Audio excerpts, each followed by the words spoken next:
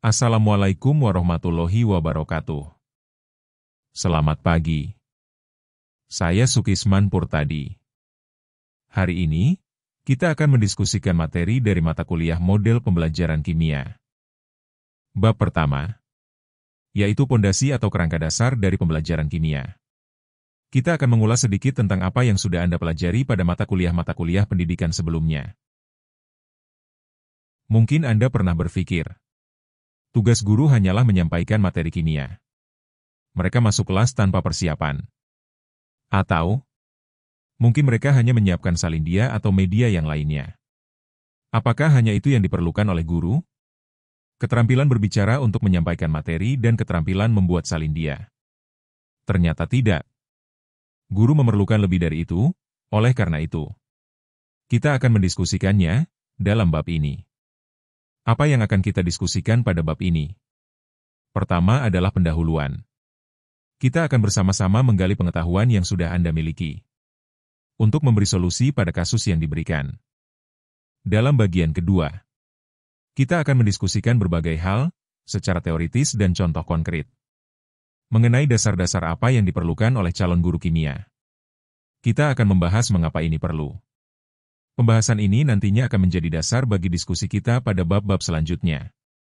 Bagian terakhir adalah bagian Anda untuk menarik kesimpulan dan merefleksikan pemahaman Anda berkaitan dengan materi dari bab ini.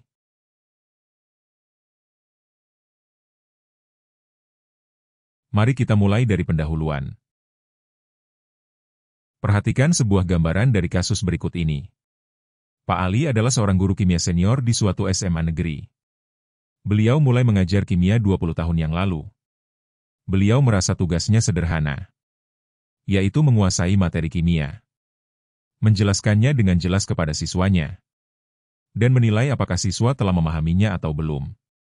Panduan kurikulum telah secara lengkap memberitahu apa yang harus dibahas. Buku teks menyediakan urutannya, dan perannya adalah menyampaikan informasi secara efisien dan akurat. Jika siswa kesulitan, beliau akan memberikan solusi, yang biasanya berupa soal latihan atau sesi remedial tambahan dengan metode pembelajaran yang sama. Selama bertahun-tahun dalam proses pembelajarannya, beliau melakukan hal tersebut. Pertanyaannya, apakah ini cukup? Untuk menjawab hal tersebut, mari kita dapat menganalisisnya dari beberapa hal. Pertama, apakah cara mengajar beliau sudah sesuai dengan karakteristik siswa? Bayangkan perbedaan siswa 20 tahun lalu dan sekarang. Apakah karakteristik siswa SMA 20 tahun lalu sama dengan sekarang? Apa yang berbeda dan apa yang membuatnya berbeda? Lalu cara mengajar itu sendiri. Kita mungkin dapat merenungkan apakah mengajar itu sebuah proses yang kaku, yang selalu sama dari hari ke hari. Apakah mengajar itu sebuah seni atau ilmu? Kita juga dapat menganalisis kecukupan bekal menjadi guru. Apa yang menjadi bekal utama seorang guru kimia? Terakhir, masihkah relevan cara mengajar kita dengan kondisi sosial masyarakat sekarang ini? Apakah kondisi masyarakat kita berpengaruh terhadap pola pendidikan dan pembelajaran? Jika Anda sudah menganalisis dan menjawab pertanyaan tadi, simpan sejenak jawaban Anda. Kita akan memasuki bagian inti dari penjelasan ini.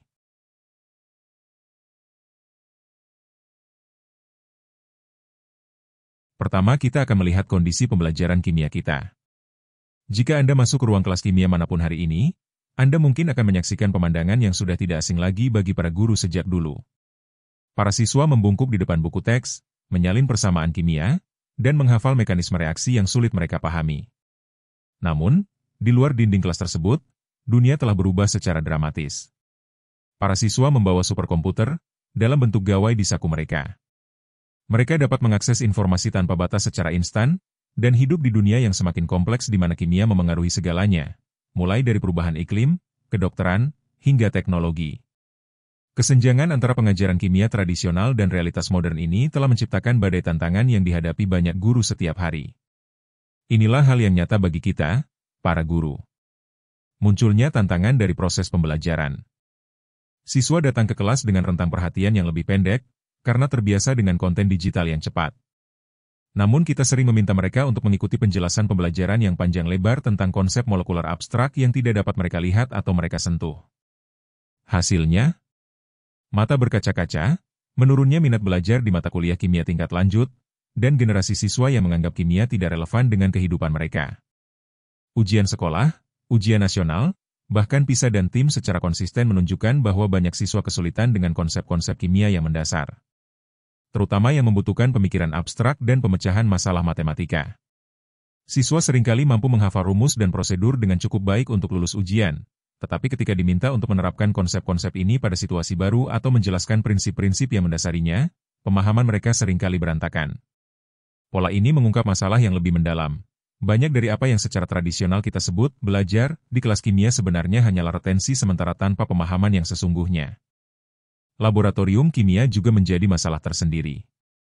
Peraturan keselamatan memang telah diperketat, tetapi banyak sekolah merespons dengan mengurangi praktik langsung bukannya menemukan cara inovatif untuk menjaganya tetap aman. Siswa semakin sering menganggap kimia sebagai mata pelajaran teoritis semata, terpisah dari fondasi eksperimental yang membuat kimia bermakna dan menarik. Ketika mereka mendapatkan waktu di laboratorium, seringkali mereka hanya terpaku pada latihan-latihan ala buku resep yang mengonfirmasi hasil yang telah diketahui, tanpa mendorong penyelidikan ilmiah yang sebenarnya. Ujian nasional, ujian masuk perguruan tinggi, menuntut cakupan daftar materi yang luas, sehingga hanya menyisakan sedikit waktu untuk eksplorasi mendalam yang membangun pemahaman yang sesungguhnya. Pada sisi lain, ukuran kelas telah bertambah sementara sumber daya seringkali berkurang. Banyak guru merasa terjebak antara keinginan untuk melibatkan siswa secara bermakna dan kebutuhan untuk mempersiapkan mereka menghadapi penilaian berisiko tinggi yang seringkali menekankan hafalan daripada penguasaan konseptual. Pada sisi lain, teknologi telah menambah kompleksitas. Meskipun perangkat digital menawarkan peluang yang belum pernah ada sebelumnya untuk visualisasi, simulasi, dan pembelajaran interaktif, banyak guru tidak memiliki pelatihan atau dukungan untuk mengintegrasikan perangkat-perangkat ini secara efektif. Hasilnya seringkali berupa teknologi demi teknologi itu sendiri. Teknologi tidak digunakan peningkatan pembelajaran yang bertujuan. Beberapa sekolah bahkan dengan terburu-buru mengadopsi aplikasi atau platform pendidikan terbaru tanpa mempertimbangkan kesesuaiannya dengan prinsip-prinsip pedagogis yang baik. Demi melihat tantangan dari kondisi proses pembelajaran kimia ini, pertanyaan yang dihadapi setiap guru kimia saat ini bukanlah apakah perubahan diperlukan, melainkan bagaimana menentukan beragam pilihan pedagogis yang tersedia. Dengan begitu banyak pendekatan, model, metode, dan teknik yang ada, bagaimana guru memilih yang paling tepat bagi siswa Anda dalam konteks spesifik Anda? Hal yang pertama perlu kita sadari adalah mengapa strategi pembelajaran yang baik dan efektif itu penting. Penelitian menunjukkan bahwa pendekatan pengajaran yang aktif dan inklusif dapat secara signifikan mengurangi kesenjangan prestasi yang masih ada dalam metode tradisional. Ketika siswa melihat diri mereka sebagai pemikir ilmiah yang cakap, alih-alih hanya penerima pasif dari pengetahuan ahli, hambatan untuk berpartisipasi mulai sirna. Implikasi ekonominya pun sama kuatnya. Di era ketika literasi sains menjadi penting bagi orang yang terinformasi dan daya saing ekonomi, biaya pembelajaran sains yang tidak efektif jauh melampaui ruang kelas. Siswa yang mengembangkan asosiasi negatif dengan kimia seringkali menghindari karir yang berhubungan dengan sains sama sekali, yang berkontribusi pada kekurangan tenaga kerja di bidang-bidang penting seperti kesehatan, ilmu lingkungan, dan teknologi. Namun, manfaat pendekatan pengajaran yang efektif menjangkau setiap siswa, bukan hanya mereka yang bercita-cita berkarier di bidang sains. Siswa yang belajar berpikir ilmiah, mengamati dengan cermat, menyusun hipotesis, menganalisis bukti, dan menarik kesimpulan logis, mengembangkan keterampilan yang bermanfaat di bidang apapun. Mereka menjadi pemecah masalah yang lebih baik, konsumen informasi yang lebih kritis, dan pembelajar yang lebih percaya diri sepanjang hidup mereka. Lalu bagaimana dengan guru? Pendekatan pengajaran guru mungkin merupakan alat paling ampuh yang dimiliki guru untuk membentuk masa depan siswa. Pertanyaannya bukanlah apakah akan mengubah metode pengajaran Anda, tetapi bagaimana membuat keputusan yang tepat tentang pendekatan mana yang paling sesuai dengan kebutuhan belajar siswa. Mengapa hal itu penting? Penelitian telah banyak yang menunjukkan bahwa siswa yang diajar dengan ceramah tradisional seringkali mengembangkan apa yang disebut peneliti sebagai pengetahuan rapuh, informasi yang dapat diingat siswa dalam kondisi ujian tetapi tidak dapat diterapkan pada situasi baru atau dikaitkan dengan konsep lain. Ketika siswa ini menghadapi masalah yang sedikit dimodifikasi atau aplikasi di dunia nyata, pengetahuan mereka runtuh karena dibangun di atas hafalan, bukan pemahaman. Sebaliknya, siswa yang belajar melalui pendekatan yang menekankan konstruksi pengetahuan aktif, pembuatan koneksi, dan penerapannya pada masalah autentik mengembangkan apa yang disebut oleh para pendidik sebagai pemahaman yang kuat. Siswa-siswa ini dapat mentransfer pengetahuan mereka ke konteks baru, menjelaskan penalaran mereka, dan melanjutkan pembelajaran secara mandiri. Perbedaan dalam hasil jangka panjang sangat mencolok. Siswa dengan pemahaman yang kuat lebih mungkin untuk mengambil mata kuliah kimia tingkat lanjut, berhasil dalam karir yang berhubungan dengan sains, dan mempertahankan sikap positif terhadap sains sepanjang hidup mereka. Ingat, poin penting dari menerapkan strategi pembelajaran bukan berarti setiap metode inovatif lebih unggul daripada setiap metode tradisional, atau bahwa perubahan demi perubahan itu sendiri meningkatkan pembelajaran. Sekali lagi, efektivitas pengajaran bergantung pada kesesuaian pendekatan pembelajaran dengan tujuan, siswa, dan konteks spesifik kimia yang diajarkan. Ceramah mungkin saja merupakan pilihan yang tepat untuk memperkenalkan topik yang kompleks. Sementara eksplorasi langsung mungkin ideal untuk membantu siswa memahami geometri molekul. Keterampilan ini terletak pada mengetahui kapan harus menggunakan pendekatan yang mana dan bagaimana menggabungkan berbagai metode secara efektif. Mari kita lihat bagaimana karakteristik kimia sebagai salah satu komponen tujuan yang memengaruhi pemilihan strategi pembelajaran. Mengajar kimia pada dasarnya berbeda dari kebanyakan mata pelajaran lain. Dan memahami perbedaan ini penting untuk membuat pilihan pedagogis yang efektif. Guru sejarah dapat menunjukkan artefak dan dokumen. Dan guru bahasa dapat mengeksplorasi narasi kaya yang mudah dipahami siswa. Sementara guru kimia harus membantu siswa menavigasi dunia tak kasat mata tempat atau menari, elektron mengalir, dan molekul berinteraksi dengan cara yang berbeda dari pengalaman sehari-hari. Bayangkan dalam satu pelajaran tentang ikatan kimia. Siswa harus secara bersamaan memikirkan atom-atom individual yang tidak dapat mereka lihat, memahami bagaimana konfigurasi elektron menentukan perilaku ikatan, sebuah konsep yang sangat abstrak, memprediksi bentuk molekul 3 dimensi, membutuhkan penalaran spasial, dan menghubungkan semua ini dengan sifat-sifat yang dapat diamati seperti titik didih atau konduktivitas. Kemampuan kognitif yang luar biasa ini akan menjadi tantangan tersendiri bagi kebanyakan orang dewasa. Dan kita berharap remaja dapat menguasainya sambil duduk berjajar, mendengarkan penjelasan. Tantangan mendasarnya terletak pada sifat multirepresentasian kimia. Ahli kimia ahli dengan mudah berpindah antara pengamatan makroskopis, bunyi desisan reaksi, penjelasan mikroskopis, tumbukan dan penataan ulang molekul, dan representasi simbolis, persamaan kimia dan rumus struktur. Namun, siswa seringkali memperlakukannya sebagai topik yang sepenuhnya terpisah. Mereka mungkin menghafal bahwa natrium klorida larut dalam air tanpa menghubungkan pengamatan ini dengan proses mikroskopis interaksi ion dipol atau representasi simbolis ion natrium positif ditambah ion klorida negatif. Kompleksitas representasional ini berarti bahwa pendekatan pengajaran tradisional seringkali gagal dengan cara yang tidak terduga. Seorang siswa mungkin berhasil menyetarakan persamaan kimia tanpa memahami bahwa simbol-simbol ini mewakili partikel yang sebenarnya. Mereka mungkin menghafal bentuk orbital molekul tanpa memahami bagaimana perilaku elektron menentukan sifat-sifat molekul.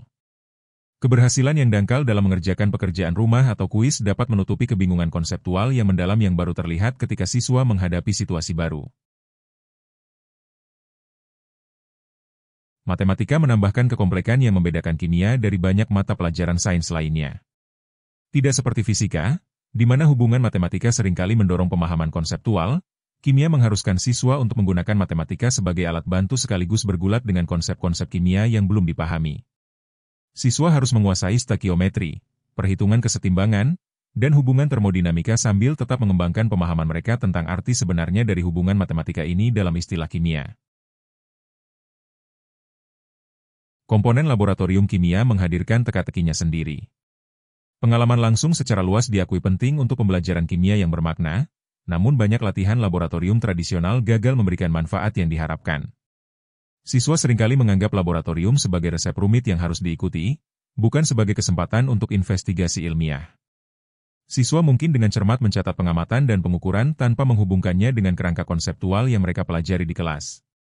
Pertimbangan keselamatan semakin mempersulit pengajaran di laboratorium. Bahan kimia dan peralatan yang seharusnya dapat memberikan demonstrasi paling meyakinkan seringkali terlalu berbahaya untuk digunakan siswa. Guru harus menyeimbangkan kebutuhan akan pengalaman ilmiah yang autentik dengan tindakan pencegahan keselamatan yang benar, seringkali hanya puas dengan eksperimen sederhana yang gagal menangkap kompleksitas kimia yang sesungguhnya. Siswa harus mengembangkan intuisi tentang peristiwa yang tidak dapat mereka amati secara langsung, yang terjadi lebih cepat daripada yang dapat mereka rasakan atau lebih lambat daripada kesabaran mereka untuk mengamatinya. Alat pembelajaran tradisional, buku teks, papan tulis, dan model statis, kurang cocok untuk membantu siswa memvisualisasikan proses dinamis atau memahami hubungan antara perilaku molekuler dan sifat-sifat yang dapat diamati. Cakupan kimia yang luas memperparah kesulitan-kesulitan ini. Kimia berada di persimpangan fisika dan biologi, menuntut siswa untuk memahami struktur atom, termodinamika, kinetika, dan interaksi molekuler sekaligus menghubungkannya dengan sistem biologi, proses lingkungan, dan aplikasi teknologi. Tidak ada mata pelajaran sains lain yang menuntut keluasan seperti ini sekaligus mempertahankan kedalaman yang sebanding. Mungkin yang paling menantang adalah membantu siswa mengembangkan intuisi kimia, kemampuan untuk memprediksi perilaku zat berdasarkan struktur dan sifat molekulnya.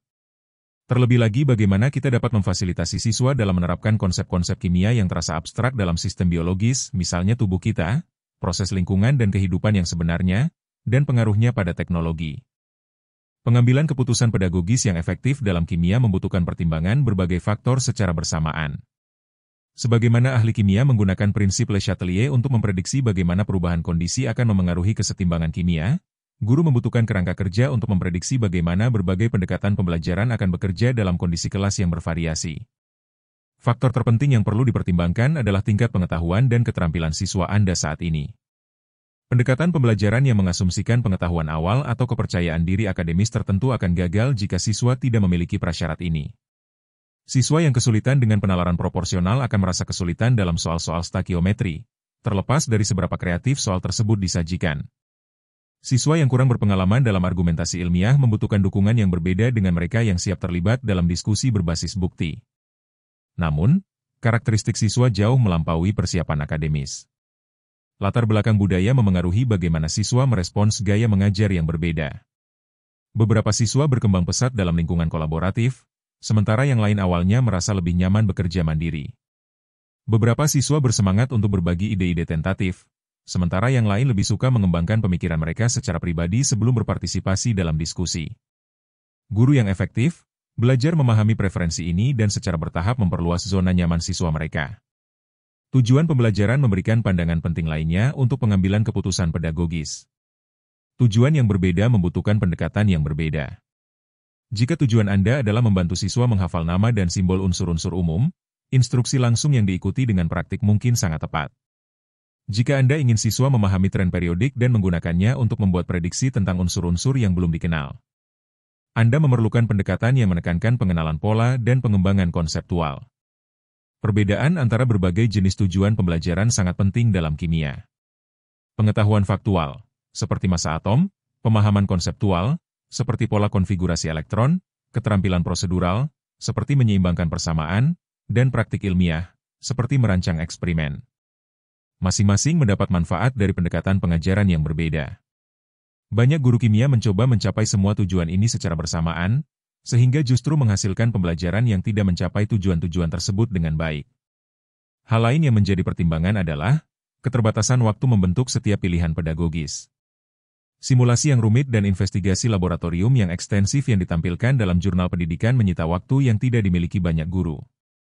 Guru yang efektif belajar untuk mengadaptasi pendekatan yang menjanjikan dengan waktu yang tersedia, memahami cara menangkap elemen-elemen penting dari suatu metode bahkan ketika mereka tidak dapat menerapkannya persis seperti yang dirancang semula. Sumber daya yang tersedia, baik material maupun manusia, memengaruhi potensi yang ada di setiap kelas. Tidak semua sekolah memiliki akses ke perangkat lunak pemodelan molekul, tetapi kardus dan pembersih pipa dapat berfungsi serupa untuk membantu siswa memvisualisasikan struktur 3 dimensi.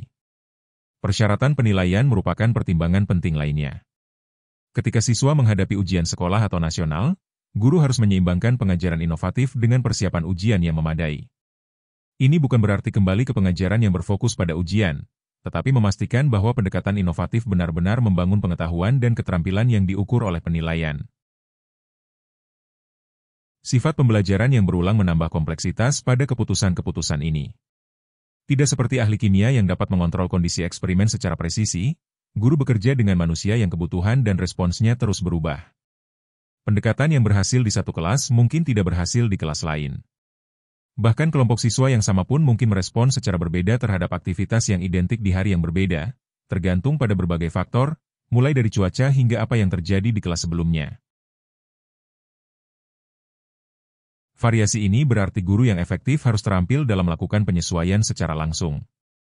Mereka memperhatikan tanda-tanda siswa yang bingung, tidak tertarik, atau kewalahan, dan mereka memiliki rencana cadangan yang siap jika pendekatan awal mereka tidak berhasil. Mereka memandang pengajaran sebagai eksperimen yang berkelanjutan, mengumpulkan bukti tentang apa yang berhasil dan menyesuaikannya. Mungkin yang terpenting, pengambilan keputusan pedagogis yang efektif membutuhkan refleksi diri yang jujur tentang kekuatan dan zona nyamannya. Pendekatan pembelajaran yang membutuhkan keterampilan fasilitasi kelompok kecil yang ekstensif mungkin bukan titik awal terbaik bagi guru yang merasa paling percaya diri dalam memberikan penjelasan yang jelas.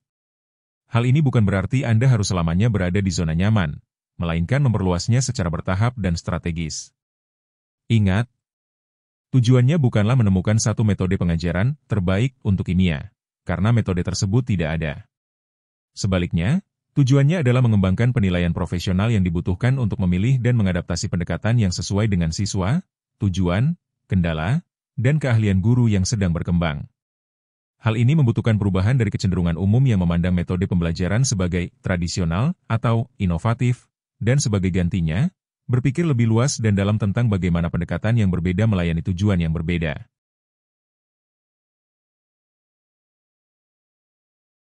Sebelum membahas lebih dalam seluk-beluk proses pembelajaran, mulai bab ini, Anda harus terbiasa dengan beberapa istilah yang sering tumpang tindih, yaitu pendekatan, model, metode, dan teknik pembelajaran.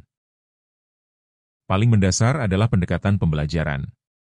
Pendekatan pembelajaran mewakili filosofi dan perspektif menyeluruh seorang guru tentang bagaimana pembelajaran seharusnya terjadi. Pendekatan ini berfungsi sebagai kerangka kerja teoritis yang luas yang memandu keputusan instruksional, mencerminkan keyakinan inti tentang pengetahuan, peran guru, dan bagaimana siswa belajar paling efektif. Suatu pendekatan membentuk arah keseluruhan proses pembelajaran, memengaruhi desain kurikulum, strategi pengajaran, dan metode penilaian, bukan menentukan tindakan spesifik. Dalam praktiknya, suatu pendekatan pembelajaran dapat menekankan berbagai prioritas, seperti menumbuhkan pemikiran kritis, meningkatkan keterlibatan siswa, atau mengembangkan keterampilan pemecahan masalah. Pendekatan ini dapat menggabungkan berbagai model seperti pembelajaran yang berpusat pada siswa, instruksi tematik, atau pembelajaran berbasis masalah, yang masing-masing berakar pada nilai dan tujuan pendidikan yang berbeda. Model pembelajaran adalah kerangka kerja terstruktur yang mengatur kegiatan belajar mengajar berdasarkan teori atau tujuan pendidikan tertentu. Tidak seperti pendekatan yang lebih luas, yang menawarkan panduan umum, model menyediakan rencana terperinci tentang bagaimana pembelajaran berlangsung.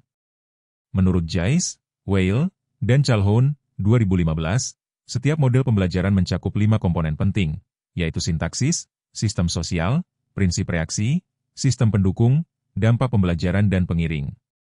Model pembelajaran menguraikan urutan langkah-langkah pembelajaran, sifat interaksi antara siswa dan guru, dan peran masing-masing dalam proses pembelajaran. Model yang efektif terdiri dari beberapa fase, yang masing-masing memiliki fungsi khusus dalam membantu siswa membangun pemahaman dan keterampilan. F. Fase ini saling terkait, masing-masing fase mempersiapkan siswa untuk fase berikutnya, menciptakan pengalaman belajar yang koheren. Dalam pendidikan kimia, model pembelajaran harus mengatasi tantangan unik subjek, seperti konsep abstrak, penalaran matematika, dan praktikum. Model yang dirancang dengan baik mendukung pembelajaran teoretis dan aplikasi langsung, membantu siswa menghubungkan gagasan ilmiah dengan fenomena dunia nyata. Ketiga adalah metode pembelajaran. Metode pembelajaran adalah prosedur pengajaran khusus yang digunakan guru untuk mengatur kegiatan pembelajaran dan menyajikan informasi dengan cara yang membantu siswa memperoleh pengetahuan, mengembangkan keterampilan, dan membentuk sikap. Metode ini lebih rinci daripada pendekatan pengajaran umum, tetapi lebih luas daripada teknik individual.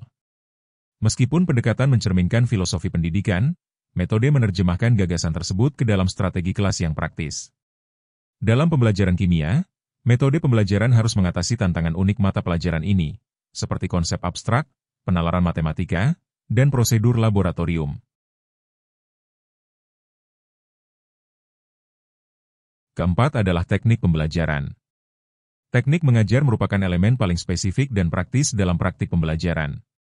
Teknik ini terdiri dari tindakan, perilaku, dan alat konkret yang digunakan guru untuk melibatkan siswa dan menyampaikan materi secara efektif.